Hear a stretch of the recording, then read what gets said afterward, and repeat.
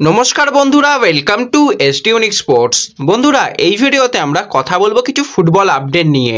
আইএসএলে আজকে double header match রয়েছে, তো সেই ম্যাচের দিকে আমরা অবশ্যই চোখ রাখবো। এছাড়া কিন্তু ইস্টবেঙ্গল দলের জন্য বেশ কিছু সুখবর বেরিয়ে আসছে। শাউল ক্রিস্পোকে নিয়ে তোমরা সকলেই জানতে চাইছিলে, তো তাকে নিয়ে আপডেট দিয়ে দেবো।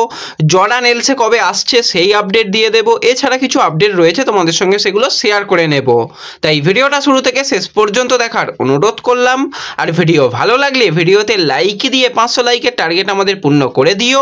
আর চ্যানেলে প্রথমবার এলে চ্যানেলটাকে সাবস্ক্রাইব করে পাশের বেল আইকনটাকে অন করে রেখো। আর ফেসবুক পেজ থেকে যারা ভিডিও দেখছো, ফেসবুক পেজটাকে মনে করে ফলো করে নিও। তাহলে তোমাদের প্রিয় দলের খেলার সমস্ত আপডেট তোমরা এখানে পেয়ে যাবে। তো চলো আর দেরি না করে ভিডিও শুরু করা যাক। প্রথমেই যদি আমরা আজকে আইএসএল এর ম্যাচ নিয়ে কথা বলি, প্রথম যে ম্যাচটা রয়েছে দুর্দান্ত একটা ম্যাচ। লিগ শিল্ডে দৌড়ে থাকা দুটো দলের আজকে ম্যাচ রয়েছে। বিকেল 5টা থেকে ওড়িশার মুখোমুখি হতে চলেছে মোহনবাগান সুপার জায়েন্ট। পয়েন্ট টেবিলের দিকে তাকালে ওড়িশা 1 নম্বর পজিশনে রয়েছে। গোল ডিফারেন্সও তাদের খুব ভালো, +14 গোল ডিফারেন্স রয়েছে। আর অপরদিকে মোহনবাগানও কিন্তু খুব ভালো পজিশনে রয়েছে। বর্তমানে তারা 14 ম্যাচে 29 পয়েন্ট পেয়েছে এবং গোল ডিফারেন্স +10 এবং মোটামুটি ভালো জায়গায় রয়েছে। তো খুব ভালো আজকে একটা আমরা ম্যাচ দেখবো।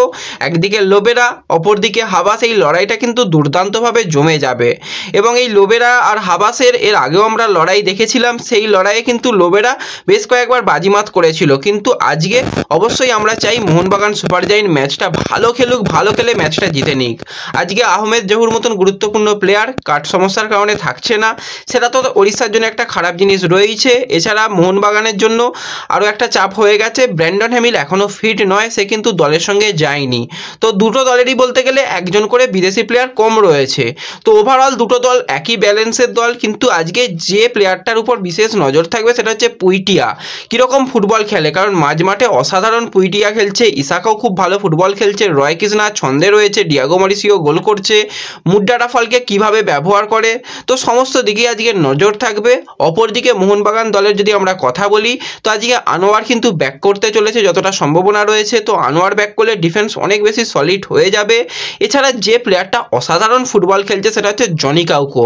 যেভাবে অ্যাসিস্ট করছে, তো অ্যাসিস্ট কিং আমরা জানতাম জনি কাউকোকে, সেই ছন্দটাই কিন্তু আবারও কাউকোর কাছ থেকে দেখা যাচ্ছে। সাহালও কিন্তু ভালো ছন্দে রয়েছে, থাপাকেও আজকে ব্যবহার করার চিন্তাভাবনা থাকবে। আর ডিমিট্রির কথা তো বলে কিছু লাভ নেই, কারণ বড় ম্যাচের প্লেয়ার সবসময় দেখি বড় ম্যাচে জ্বলে ওঠে এবং আলাদা লেভেলের ফুটবল খেলে। কামিংসও আস্তে আস্তে ছন্দে ফিরছে। তো ওভারঅল কিন্তু খুব ভালো আজকে একটা ম্যাচ হবে এবং এই ম্যাচটা সকলে দেখো বিকেল 5টা থেকে ম্যাচ রয়েছে।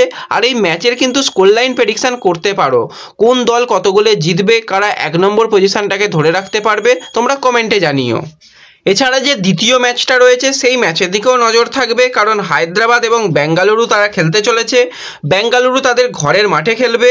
তো লাস্ট দুটো ম্যাচ কিন্তু বেঙ্গালুরুর জন্য খুব একটা ভালো যায়নি। লাস্ট ম্যাচ তারা হেরে গেছে, তার আগের ম্যাচ ড্র করেছে। আর হায়দ্রাবাদের তো কিছু হারানোর নেই, তারা তাদের মতন করে ফুটবল খেলবে। ইন্ডিয়ান প্লেয়াররা আরও ভালো ফুটবল খেলার চেষ্টা করবে, তো সেই ম্যাচের দিকেও নজর থাকবে। আজকে যদি বেঙ্গালুরু কোনোভাবেই ম্যাচ থেকে পয়েন্ট পায়, তারা কিন্তু পয়েন্ট টেবিলে আবারও উপরের দিকে চলে যাবে। মোটামুটি তারা 8 নম্বর পজিশনটায় চলে যাবে। ইস্টবেঙ্গল সেক্ষেত্রে আরও নিচে নেমে যাবে। তো এই ম্যাচটাও কিন্তু ইম্পর্টেন্ট একটা ম্যাচ রয়েছে। দেখা যাক ম্যাচের রেজাল্ট কীরকম হয়। এরপর যদি আমরা সরাসরি চলে আসি কিছু প্লেয়ারদের নিয়ে, যে প্লেয়ারকে নিয়ে তোমাদের কিছুদিন আগেই আপডেট দিচ্ছিলাম, যে পাঞ্জাব এফসির প্লেয়ার মাধি তালাল। তো 26 বছর বয়সী এই ফ্রান্সের অ্যাটাকিং মিডফিল্ডার খুব ভালো ফুটবল খেলছে। এবার মাধি তালালের কাছে কিন্তু পাঞ্জাব এফসিও চেয়েছিল কন্ট্রাক্ট এক্সটেনশন করতে, কিন্তু এখনও পর্যন্ত সেই এক্সটেনশনটা হয়নি। আর এই মুহূর্তে যেটা জানা যাচ্ছে, মাধি তালালকে নেবার ব্যাপারে কিন্তু আইএসএল এর 2 থেকে 3টে ক্লাব অফার দিয়ে রেখেছে। তার মধ্যে সাউথের কিছু ক্লাব রয়েছে আর আমাদের দিকের কিছু ক্লাব রয়েছে। কোন ক্লাবের নাম এখনও বলছি না, তো সেই ক্লাবগুলো চেষ্টা করছে। তো যদি সব কিছু ঠিকঠাক থাকে তাহলে কিন্তু তার পাঞ্জাব ছেড়ে অন্য কোনো দলে যাওয়ার সম্ভাবনা অনেকটা বেশি তৈরি হয়েছে। আর এই জায়গাতেই যদি পাঞ্জাব কাজ করে নিতে পারে যে তাকে অন্তত আরও একটা বছরের কন্ট্রাক্ট এক্সটেনশন দিতে পারে, তাহলে ভালো। কারণ প্লেয়ারটা খুব ভালো কোয়ালিটির প্লেয়ার এবং বয়স কম। সে যেরকম ফুটবল খেলেছে, ভালোই ফুটবল খেলেছে। এবার পাঞ্জাব দলটা একটা আই লিগ থেকে আইএসএল এর যেরকম একটা সমস্যা হয় আমরা দেখেছি, সেই সমস্যার মধ্যে দিয়েই গেছে, কিন্তু মাধি তালালের পারফরমেন্স ঠিকঠাকই ছিল এবং পরের সিজনে তাকে যদি ধরে রাখে সেটা কিন্তু দলের জন্য একটা সম্পদ হবে। তো দেখা যাক শেষ পর্যন্ত মাধি তালালকে নিয়ে কারা টানাটানি করে এবং শেষ পর্যন্ত সে কোন ক্লাবে যায়। তো এখনই সেটা হচ্ছে না, সেটা কিন্তু সামারে যখন ট্রান্সফার উইন্ডো ওপেন হবে তখন গিয়ে হবে। এরপর যদি আমরা সরাসরি চলে আসি একটুখানি জর্ডান এলসেকে নিয়ে, তো তোমাদের লাস্ট দুদিন ধরেই বলছিলাম জর্ডান এলসে কিন্তু আবারও আসতে পারে, তার আসার সম্ভাবনা অনেকটাই রয়েছে, কারণ অন্য কেউ নয়, জর্ডান নিজেই জানিয়েছিল সে ফেব্রুয়ারি মাসে আবারও কলকাতায় আসবে, বাকি রিহ্যাবটুকু কলকাতায় কমপ্লিট করে পরবর্তী সময় দলের সঙ্গে সে যুক্ত থাকতে চায়, সে নিজেও চায় এবং ম্যানেজমেন্টও চায়। আর এই জর্ডান এলসে বা ব্রাইটন ওভাকারে যে ফ্যানেদের মনে কীরকম জায়গা করে নিয়েছে সেটা আমরা সকলেই জানি।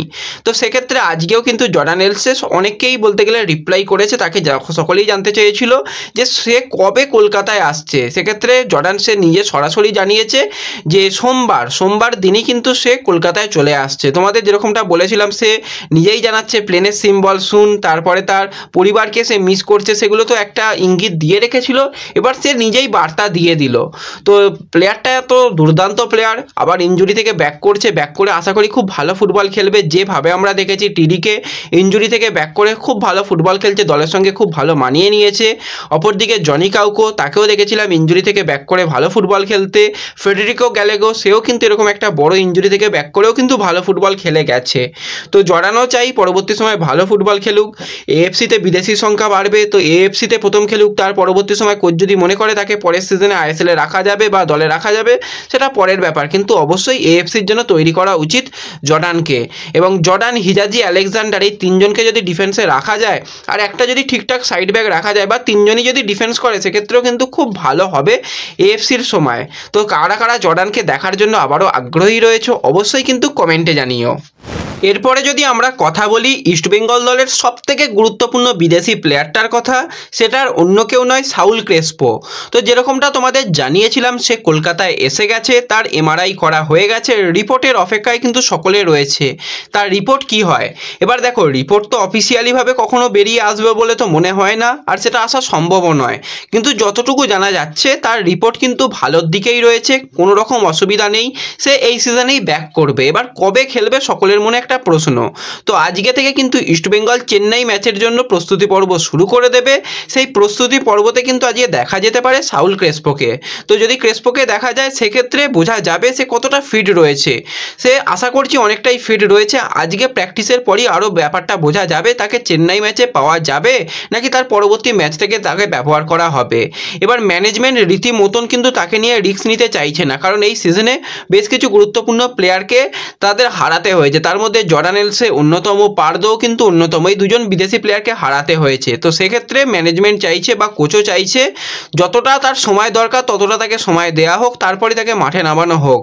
সে মাঠে নেবে কি করতে পারে আমরা সকলেই জানি, কোনো রকম অসুবিধা নেই, কিন্তু তাকে সুস্থ হতে হবে, পুরো 100% সুস্থ না হলে তাকে কখনোই মাঠে নামানো যাবে না। এখন মোটামুটি 80% ফিট রয়েছে, এটুকু বোঝা যাচ্ছে, সেই কারণেই আজকে থেকে সে অনুশীলন করবে। যদি আজকে অনুশীলন করে, যদি কোচ মনে করে কালকে অনুশীলনও পড়ো যে তাকে ব্যবহার করা যেতে পারে, সেক্ষেত্রে শেষের দিকে হয়তো কিছু মিনিট তাকে গেম টাইম দেওয়া হতে পারে, কিন্তু প্রথম থেকেই ফার্স্ট 11-এ হয়তো চেন্নাই ম্যাচে তাকে পাওয়া যাবে না। কিন্তু সে ফিরছে, এটা কিন্তু একটা খুব ভালো সুখবর। সকলে চিন্তিত ছিলে, আমিও চিন্তিত ছিলাম, তো আশা করি আর কোনো রকম অসুবিধা নেই, সে কিন্তু ফিরছে এবং তার পরবর্তী চেন্নাইয়ের পরবর্তী যে ম্যাচ রয়েছে সেই ম্যাচ থেকে তাকে পুরোপুরি পাওয়া যেতে পারে, এরকম সম্ভাবনা রয়েছে। তো এটা কিন্তু খুব ভালো একটা সুখবর ইস্টবেঙ্গল দলের জন্য। এবার চেন্নাই ম্যাচের জন্য খুব জোর কদমে প্রস্তুতি পর্ব চালাক, চেন্নাইয়ের অবস্থা এখন খুব একটা ভালো নয়, এই জায়গায় পুরো 3 পয়েন্ট ক্লিন শিট এবং গোল ডিফারেন্স বাড়িয়ে রাখতে হবে, তবেই কিন্তু পরবর্তী সময় টপ 6-এ ইস্টবেঙ্গল যেতে পারে। আর ইস্টবেঙ্গল কোন কোন উপায়ে টপ 6-এ যেতে পারে মোটামুটি আজকে একটা ভিডিও দেওয়ার ইচ্ছা আছে, সেই ভিডিওটা দেখলেই তোমরা বুঝতে পেরে যাবে যে এখনও কতটা সম্ভাবনা রয়েছে কোন দলের এবং ইস্টবেঙ্গলের কতটা সম্ভাবনা রয়েছে। তো এই ভিডিওতে এইটুকুই ছোট্ট আপডেট তোমাদের সঙ্গে শেয়ার করার ছিল। ভিডিও ভালো লাগলে ভিডিওতে লাইক করে দিও, চ্যানেলে প্রথমবার এলে চ্যানেলটাকে সাবস্ক্রাইব করে দিও, ফেসবুক পেজ থেকে ভিডিও দেখলে ফেসবুক পেজটাকে ফলো করে নিও এবং ভিডিও একটু সকলের সঙ্গে শেয়ার করে দিও।